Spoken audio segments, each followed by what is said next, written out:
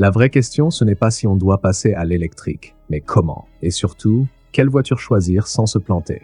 Aujourd'hui, je vais te donner 5 vraies raisons qui peuvent te faire sauter le pas, avec bien sûr des exemples concrets de modèles qui valent vraiment le détour.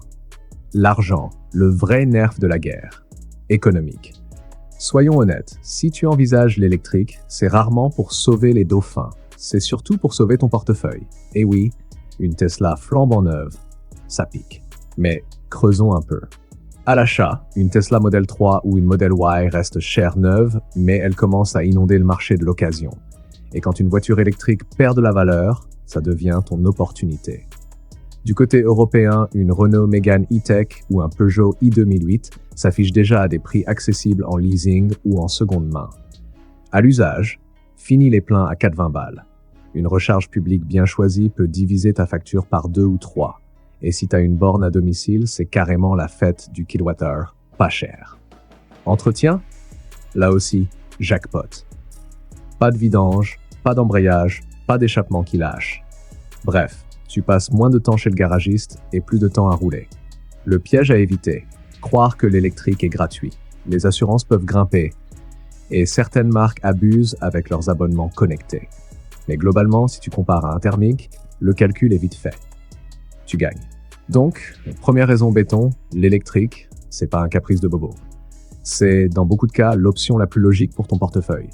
Mais attends, parce que la deuxième raison, c'est carrément plus sexy. Le plaisir et la techno. Sensation et innovation. Oublie tout de suite le cliché de la voiture électrique molle qui fait bip bip comme une trottinette géante. La réalité, c'est que même une compacte électrique d'entrée de gamme te colle déjà un sourire dès que tu écrases l'accélérateur. Accélération instantanée. Une Tesla Model 3 de base, ça part plus vite au feu rouge qu'une BMW série 3 thermique. Même une petite Fiat 500Z te surprend. 0 à 50 en ville, t'as l'impression d'être dans un kart. Silence et confort. Pas de vibration, pas de bruit de moteur qui hurle dans les oreilles. Sur autoroute, c'est le luxe d'une berline haut de gamme, même dans un SUV compact. Tu finis tes trajets moins fatigué. Et ça, crois-moi, c'est un plaisir que tu sous-estimes avant d'y goûter. Techno embarqué. Tesla a ouvert le bal avec ses écrans géants, ses mises à jour logicielles et même les jeux vidéo intégrés. Parfait si tu veux battre ton pote à Mario Kart depuis ta voiture. Mais attention, les Européens et les Coréens ne sont pas en reste. Une Hyundai Ioniq 5 ou une Kia EV6 te balance un design futuriste avec recharge ultra rapide. Une Renault Mégane E-Tech mise sur une interface Google intégrée, hyper intuitive. Le petit bonus qui change tout.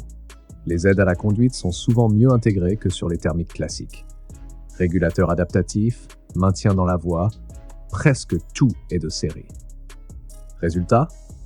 Tu te retrouves à cruiser tranquille, comme si tu avais déjà un avant-goût de la conduite autonome. Voilà pourquoi rouler électrique, c'est pas juste un choix rationnel, c'est aussi un vrai kiff au quotidien.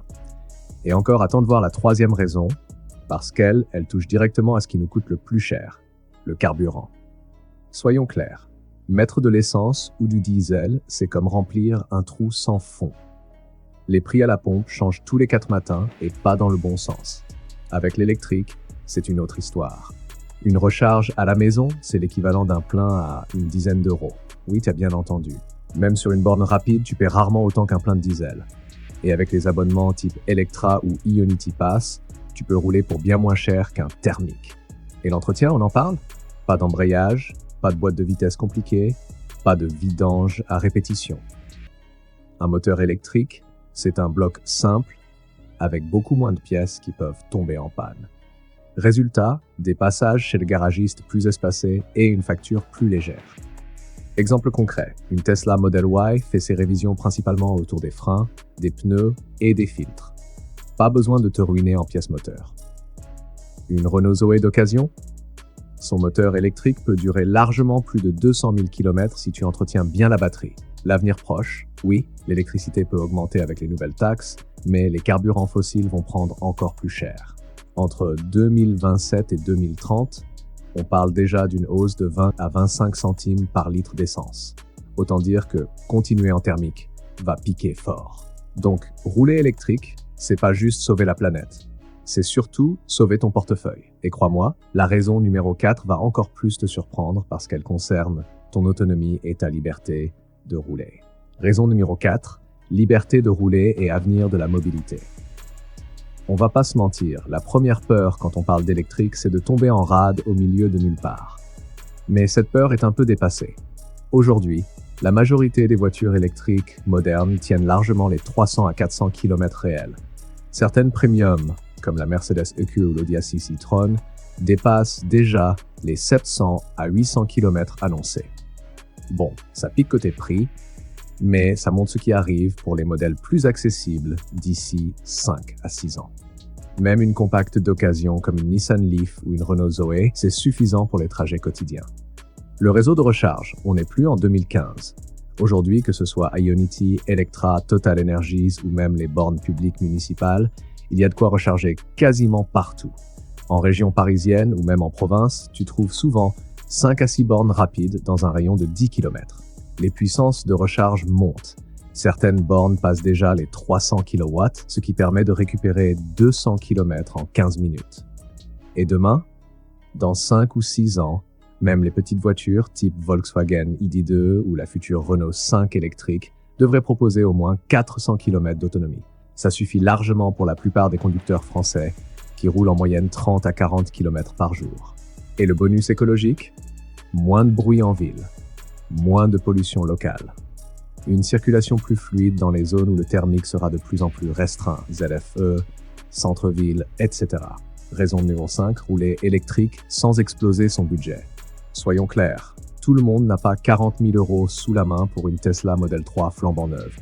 Mais la bonne nouvelle, c'est que l'occasion électrique commence à devenir super intéressante. Exemple concret à moins de 15 000 €. Une Renault Zoe récente avec batterie incluse finit la location à rallonge. Une Nissan Leaf deuxième génération parfaite pour un usage quotidien. La Peugeot i208 qu'on commence déjà à voir en occasion autour de ce budget. Pourquoi c'est intéressant? Une voiture électrique a beaucoup moins de pièces mécaniques qu'un thermique, donc moins de risques de grosses pannes. Les batteries, elles vieillissent mieux que ce qu'on pensait. Certaines Zoé et Leaf de plus de 10 ans roulent encore très bien. Les abonnements recharge type Electra ou Ionity Pass permettent de charger vite et pas trop cher, même sans borne à domicile. L'avenir du marché. L'adoption massive de l'électrique passera par l'occasion. Dans 2 ou 3 ans, on va voir arriver en masse les Tesla Model 3, les Kia e-Niro et les Hyundai Kona électriques sur le marché de la seconde. Et ça, ce sera une aubaine. Le choix en 2026. Voilà les 5 grandes raisons qui expliquent pourquoi de plus en plus d'automobilistes vont passer à l'électrique dès 2026. Économie et prix du carburant imbattable. 2. Des performances et un plaisir de conduite surprenant. 3. Une offre de modèles de plus en plus variés. 4. Une autonomie et des infrastructures qui rassurent enfin. 5. Et surtout, un marché d'occasion qui rend l'électrique accessible. Alors, acheter électrique en 2026? La réponse est oui, si tu sais choisir le bon modèle au bon moment et surtout au bon prix. Et toi, tu serais plutôt du côté des convaincus qui sautent le pas ou des sceptiques qui attendent encore un peu? Balancez vos réponses en commentaire, je suis curieux de voir si la communauté est prête au grand saut. Clique sur la vidéo qui apparaît à l'écran, abonne-toi et prépare-toi à découvrir ce qu'on ne te dit jamais.